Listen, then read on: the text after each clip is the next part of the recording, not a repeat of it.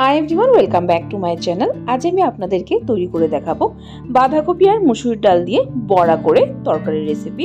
এই রেসিপিটি কিন্তু খেতে দুর্দান্ত লাগে আর নিরামিষ দিন অবশ্যই ট্রাই করতে পারেন। একদম নিরামিষভাবে তৈরি করেছি আর রেসিপিটি একদম নতুন রেসিপি।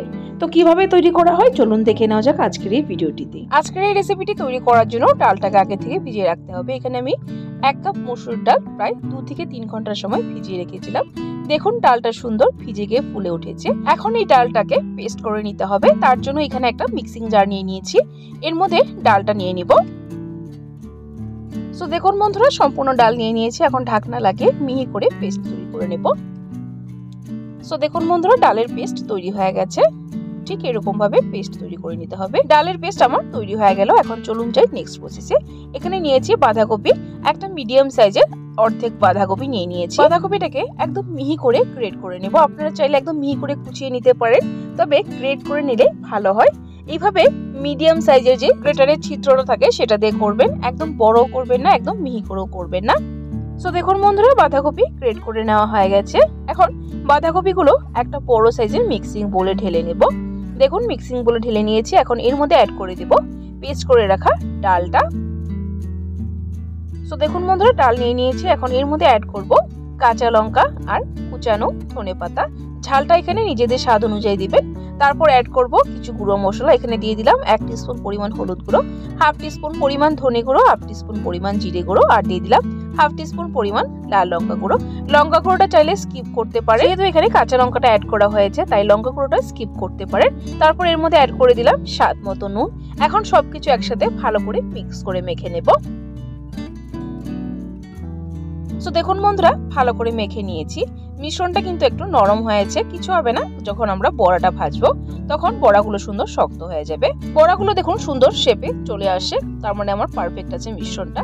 আর বড়াগুলো এরকম ভাবেই ভাজবো, একটু চ্যাপটা করে গোল গোল করে ভাজবো না। বড়াগুলো ফ্রাই করার জন্য এখানে একটা কড়াইতে বেশ কিছুটা তেল দিয়ে বসিয়ে দিয়েছি। তেলটা গরম হয়ে গেছে। এখন এর মধ্যে এক এক করে বড়াগুলো ছেড়ে দেব। এইভাবে চ্যাপটা চ্যাপটা করে একটা একটা করে বড়া দিয়ে দিব। সো দেখুন বন্ধুরা, সবগুলো বড়া দিয়ে দিয়েছি। এখন গ্যাসের ফ্লেমটা মিডিয়ামে রেখে বড়াগুলোকে খুঁড়িয়ে খুঁড়িয়ে ভেজে নেব।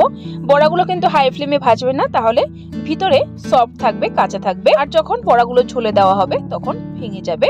তাই গ্যাসের ফ্লেমটা মিডিয়ামে রেখে বড়াগুলোকে খুঁড়িয়ে খুঁড়িয়ে সুন্দর লালচে করে ফ্রাই করে নিতে হবে। সো দেখুন বন্ধুরা, বড়াগুলো সুন্দর ফ্রাই করে নেওয়া হয়ে গেছে, কালার চেঞ্জ হয়ে গেছে বড়াগুলো একটু ডার্ক করে ভাজবেন, তাহলে ঝোলে দেওয়ার পর খেতে ভালো লাগবে। বড়াগুলোকে তুলে নেব আর বাকি বড়াগুলো সেম প্রসেসে ফ্রাই করে নেব, তারপরে ফিরে আসবো। সো দেখুন বন্ধুরা, সবগুলো বড়া ফ্রাই করে নিয়েছি। তারপর এখানে অলরেডি তেল আছে, এই তেলে রান্নাটা হয়ে যাবে। এখানে ঝোলে আলু দেওয়ার জন্য আলুগুলোকে বড় বড় টুকরো করে কেটে নিয়েছি। এখন আলুগুলোকে লালচে করে ফ্রাই করে নিতে হবে। আলুগুলো অবশ্যই আগে ফ্রাই করে নেবেন, তবে কিন্তু ঝোলটা খেতে ভালো হবে। আলুর মধ্যে সামান্য নুন আর হলুদ গুঁড়ো দিয়ে আলুগুলোকে ফ্রাই করে নেব। আলু ভাজার সময় বা সেদ্ধ করার সময় যদি একটু নুন দেওয়া হয় আলুগুলো তখন খেতে ভালো হয়। আমি ঢাকা দিয়ে আলুগুলোকে ভাজবো। মিডিয়াম ফ্লেমে 2 থেকে 3 মিনিট সময় ঢাকা দিয়ে এইভাবে রেখে দেবো, যাতে আলুগুলো সেদ্ধ হয়ে যায়, ভাজাও হয়ে যায়। আলুগুলো ভাজা হতে হতে চলুন গ্রেভি প্রিপারেশনটা করে নেওয়া যাক। এখানে একটা মিক্সিং জারে নিয়ে নিলাম একটা বড় সাইজের লাল টমেটো, তার সাথে নিয়ে নিচ্ছি 3টে লাল লঙ্কা, আপনারা চাইলে কাঁচা লঙ্কা ইউজ করতে পারেন, আর নিয়ে নিয়েছি 1 ইঞ্চির মতো আদা। এখন ঢাকনা লাগিয়ে মিহি করে পেস্ট তৈরি করে নেব। সো দেখুন বন্ধুরা, পেস্ট তৈরি করে নিয়েছি। তো চলুন বন্ধুরা, এখন দেখে নেওয়া যাক আলুগুলো। এখানে আলুগুলো মনে হচ্ছে সুন্দর ভাজা হয়ে গেছে। দেখুন আলুর মধ্যে সুন্দর লালচে কালার এসে গেছে। ঠিক এরকম করে আলুগুলোকে ভেজে নিতে হবে। এখন আলুগুলোকে একটা আলাদা পাত্রে তুলে নেব। আলুগুলো তুলে নিয়েছি। এখন সেম তেলের মধ্যে দিয়ে দিব একটা তেজপাতা চিড়ে, আর দিয়ে দিব একটা শুকনো লঙ্কা, আর ফোড়নে দিয়ে দিব 1 টিস্পুন পরিমাণ গোটা জিরে। ফোড়নটাকে 10 থেকে 15 সেকেন্ড সময় নিয়ে ভালো করে ভেজে নেব। ফোড়নটা ভাজা হয়ে গেলে এর মধ্যে অ্যাড করে দিব পেস্ট করে রাখা টমেটো, লঙ্কা আর আদাটা। দেখুন পেস্ট দিয়ে দিয়েছি। এখন পেস্টটাকে একটু সময়ের জন্য কুক করে নেব, যতক্ষণ না টমেটোর কাঁচা ভাবটা চলে যাচ্ছে। সো দেখুন বন্ধুরা, টমেটোটা কুক করে নিয়েছি। এখন এর মধ্যে অ্যাড করব কিছু গুঁড়ো মশলা।